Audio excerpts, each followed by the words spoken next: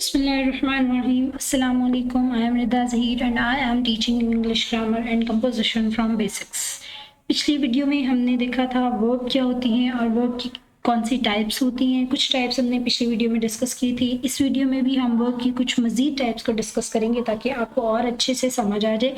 Lecture शुरू करने से पहले अगर आपने मेरा चैनल सब्सक्राइब नहीं किया है तो नीचे दिए हुए बटन पर क्लिक करें और मेरा चैनल सब्सक्राइब करें। मुझे उम्मीद है कि आपको मेरी वीडियोस पसंद आ रही होंगी और जो मैं आपको समझाना चाह रही हूँ आपको अच्छे से समझ आ रहा होगा। अगर आपको मेरा पढ़ाने का मेथड पसंद आ रहा है तो अपने दोस्तों के साथ लाजमी शेयर करें और मेरी वीडियोस को लाइक करें। तो चले चलते हैं आज के टॉपिक की तरफ। उससे पहले हम दोबारा से थोड़ा सा रिवाइज कर लेते हैं कि एक्चुअली वर्ब होता क्या है। वर्ब इज एक एक्शन वर्ड होता है, किसी काम के करने को हम वर्ब कहते हैं। इसका एक और मीनिंग भी होता है word that expresses an action और स्टेट ऑफ समथिंग, जो कि किसी काम के करने को या स्टेट ऑफ समथिंग या किसी चीज़ की हालत को बयान करता है, उसको भी हम वर्ब कहते हैं। इनको हमने डिटेल में पिछले लेक्चर में डिस्कस किया है। जिसने मेरा पिछला लेक्चर नहीं देखा काइंडली पहले उसको देखिए ताकि आपको और अच्छे तरीके से इस चीज़ की समझ आ सके। कुछ एग्जांपल्स देख लेते हैं, लाइक ड्रिंक पीना, बाय खरीदना, गो जाना, स्लीप सोना, स्पीक बोलना। ये सारे ऐसे अल्फाज हैं जो किसी काम के करने को जाहिर कर रहे हैं, इनको हम वर्ब कहते हैं। इस वीडियो में हम वर्ब की मज़ीद कुछ टाइप्स को डिस्कस करेंगे जिनमें मेन वर्ब कौन से होते हैं, एक्सिलरी वर्ब्स कौन से होते हैं, ट्रांजिटिव वर्ब कौन से होते हैं और इनट्रांजिटिव वर्ब्स कौन से होते हैं। चलिए चलिए देखते हैं कि मेन वर्ब कौन सा होता है। मेन वर्ब उसके नेम से ही जाहिर हो रहा है, जो मेन वर्ड होता है, मेन वर्ब यानी अहम, वही मेन वाला verb which means shows the actual action, जो किस उस एक्चुअल काम को जाहिर कर रहा हो उसे हम वर्ब कहते हैं। लाइक मैं पढ़ा रही हूँ तो मैं मेरा पढ़ाना का जो लफ्ज़ है टीच, वो एक्चुअल एक्शन को शो कर रहा है, उसको हम कहते हैं main verb. Basic meaning of an action, किसी भी काम का जो बेसिक मतलब होगा उसे हम मेन वर्ब कहते हैं। लाइक ड्रिंक पीना, ईट खाना, स्लीप सोना। सिंपल, जो भी किसी भी काम के करने को सिंपल तरीके से, बेसिक तरीके से या मेनली जाहिर कर रहा हो कि अच्छा इस चीज़ पे ये काम हो रहा है, उसे हम कहते हैं मेन वर्ब। सिंपली आपने इस बात को याद रखना है। एक्सिलरी वर्ब कौन से होते हैं, हेल्पिंग वर्ब, जिन्हें हम हेल्पिंग वर्ब भी कहते हैं। हेल्पिंग वर्ब का कॉन्सेप्ट जो है वो आप आगे जाके टेंसेस में पढ़ते हैं। यहाँ पर मैं आपको थोड़ा सा इंट्रोडक्शन दूंगी, बहुत डिटेल में नहीं जाऊंगी, अदरवाइज आप कंफ्यूज हो जाएंगे।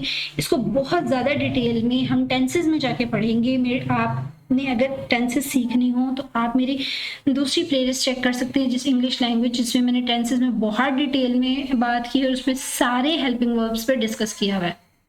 तो यहाँ हम सिर्फ उसका थोड़ा सा इंट्रोडक्शन देखेंगे।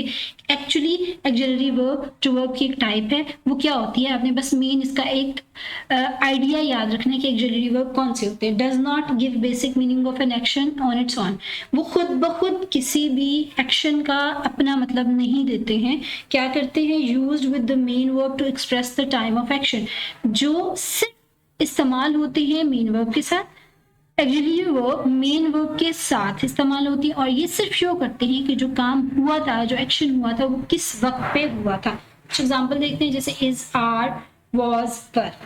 He is sleeping, he was sleeping. He is sleeping, वो सो रहा है, ही वॉज स्लीपिंग, वो सो रहा था।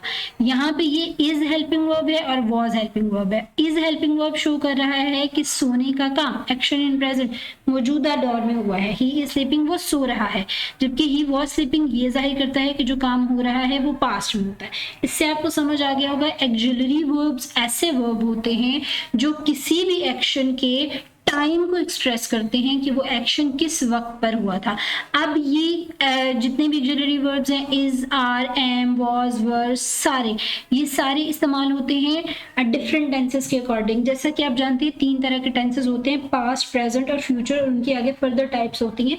उन टाइप्स में सिचुएशन के हिसाब से ये इस्तेमाल होती हैं। अगर आपने इनको डिटेल में देखना है तो आप मेरे टेंसेस वाली वीडियोज लाजमी देखें, उसमें मैंने बहुत डिटेल में इनको डिस्कस किया है। यहाँ के लिए हम सिर्फ इतना ही देखेंगे। नेक्स्ट एक्सिलरी की कुछ 2 टाइप्स देख लेते हैं, कौन कौन सी हैं।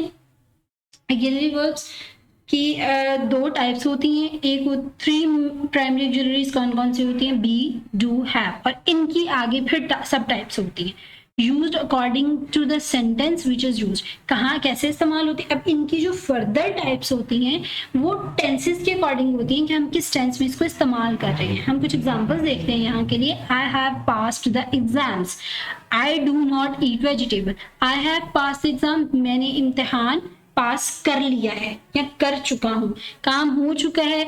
जब एक काम, एक एक्शन जो है वो हो चुका है उसके लिए हम हैव यूज करते हैं, खत्म हो चुका है। I do not eat vegetables, मैं सब्जियां नहीं खाती हूँ। अब यहाँ पे जो काम हो रहा है वो रूटीन में हो रहा है, यानी रूटीन में मैं सब्जियां नहीं खाती हूँ तो उसके लिए डू इस्तेमाल करते हैं। इसको डिटेल में समझने के लिए आप मेरी टेंसेस वाली वीडियोस देखिए, उसमें बहुत डिटेल में आपको समझाया गया। यहाँ के लिए हम इसको इतना ही डिस्कस करेंगे। एक्जुलरीज की सेकेंड टाइप होती है मॉडल एक्जुलरीज। मॉडल एक्जुलरीज कौन सी होते हैं? Use to show idea like possibility, ability, necessity और इंटेंशन, यानी ये किसी आइडिया को जाहिर करने के लिए इस्तेमाल होते हैं। जैसे कोई चीज मुमकिन है या नहीं है, कोई चीज काबिल है या नहीं, कोई इंसान किसी काम के काबिल है या नहीं है। नेसेसिटी का मतलब होता है जरूरी, किसी काम की जरूरत है या नहीं। इंटेंशन और इरादा होना। एग्जाम्पल्स देखते हैं, जैसे ही कैन डू दिस, यहाँ कैन और इसकी सेकंड फॉर्म है कुड।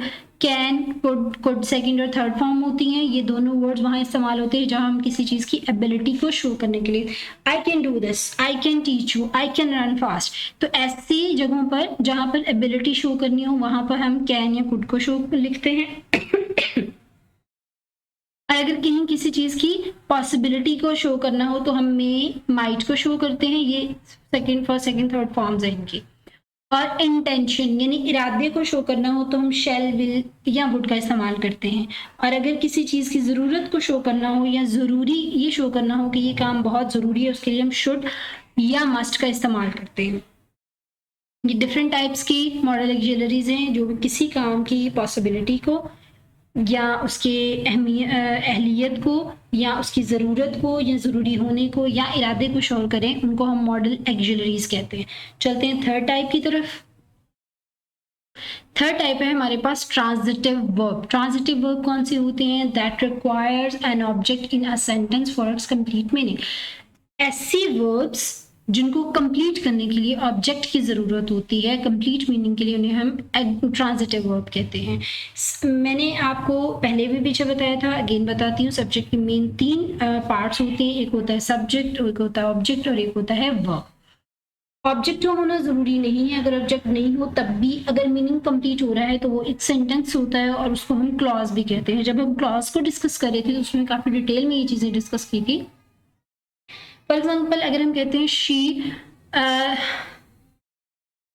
बॉट, उसने खरीदा। अब दो चीजें हैं यहाँ पर, कुछ ऐसे वर्ब होते हैं जिनमें उनके कंप्लीट मीनिंग के लिए किसी ऑब्जेक्ट की जरूरत नहीं होती है, ऑब्जेक्ट होता है जिसपे काम हो रहा होता है। और कुछ ऐसे वर्ब होते हैं जिनके कंप्लीट मीनिंग के लिए ऑब्जेक्ट की जरूरत होती है। ट्रांजिटिव वर्ब ऐसे वर्ब होते हैं जिनके कंप्लीट मीनिंग के लिए हमें ऑब्जेक्ट की जरूरत लाजमी होती है कि वो काम किस पर हो रहा है। लाइक शी बॉट, उसने खरीदा। उसने क्या खरीदा? She bought a book, she bought a chair, she bought a house, she bought a camera. जब तक हमें नहीं पता चलेगा उसने क्या खरीदा, शी बॉट का एक इनकम्प्लीट मीनिंग रहेगा। नेक्स्ट एग्जांपल देखते हैं, ही रॉट, उसने लिखा। उसने क्या लिखा? ये इनकम्प्लीट है। उसने लेटर लिखा, उसने बुक लिखी, उसने होमवर्क लिखा। He wrote a letter, he wrote his homework, he wrote a book. Depend करता है कि क्या। तो इस चीज के कंप्लीट, इस वर्ब के, रॉट के या बॉट के कंप्लीट मीनिंग जानने के लिए हमें ऑब्जेक्ट की जरूरत है। ऐसे वर्ब को हम कहते हैं ट्रांजिटिव वर्ब्स। नेक्स्ट देखते हैं फोर्थ और इसकी last type which is intransitive verb. Simply मैंने अभी बताया कि कुछ ऐसे वर्ब होते हैं जिनकी कंप्लीट मीनिंग के लिए हमें ऑब्जेक्ट की जरूरत होती है, कुछ ऐसे वर्ब होते हैं जिनकी कंप्लीट मीनिंग के लिए हमें ऑब्जेक्ट की जरूरत नहीं होती है, उनको हम इंट्रांजिटिव वर्ब कहते हैं। That does not require an object in a sentence for complete meaning, जिनके कंप्लीट मीनिंग के लिए हमें सेंटेंस में ऑब्जेक्ट की जरूरत नहीं होती है। लाइक ही इज लाफिंग, वो हंस रहा है। ही इज स्लीपिंग, वो सो रहा है। अब वो किस पे हंस रहा है इसकी जरूरत नहीं है, सिंपली वो हंस रहा है। ये एक कंप्लीट बात है, मुकम्मल बात है, इसमें मजीद किसी इंफॉर्मेशन की जरूरत नहीं, इसके बगैर भी ये बात मुकम्मल हो रही है। ही इज स्लीपिंग, वो सो रहा है। अगर साथ में इजाफी बता दें, वो सुबह से सो रहा है, दोपहर से सो रहा है, या वो घर में सो रहा है, वो स्कूल में सो रहा है, कुछ भी, तो वो इजाफी इंफॉर्मेशन होगी। अगर वो सिर्फ इतना कहा जाए ही इज स्लीपिंग, तो ये इनफ होगा। ही इज क्राइंग, वो रो रहा है। ही इज रनिंग, वो भाग रहा है। ये ऐसी फॉर्म ऑफ वर्ब्स हैं जिनमें किसी किस्म के ऑब्जेक्ट की जरूरत नहीं है इनके कंप्लीट मीनिंग के लिए। ये इतने ही सेंटेंस अपना कंप्लीट मीनिंग बता रहे हैं। ऐसे वर्ब को इंट्रांजिटिव वर्ब कहते हैं। पिछले लेक्चर में और इस लेक्चर में हमने वर्ब की डिफरेंट टाइप्स को डिस्कस किया है, बहुत डिटेल में नहीं, लेकिन आपको मेन उस चीज़ का आइडिया हो गया है।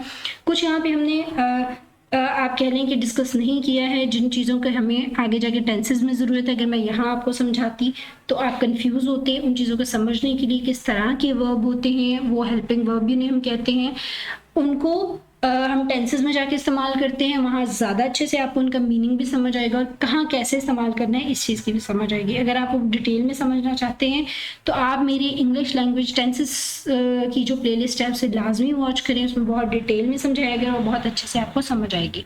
आज के लिए इतना ही। मुझे उम्मीद है आपको मेरी वीडियोज़ पसंद आ रही हैं। अगर पसंद आ रही है तो उसे लाइक करें, अपने फ्रेंड्स के साथ शेयर करें। अपना बहुत सारा ख्याल रखिएगा। अल्लाह हाफिज़।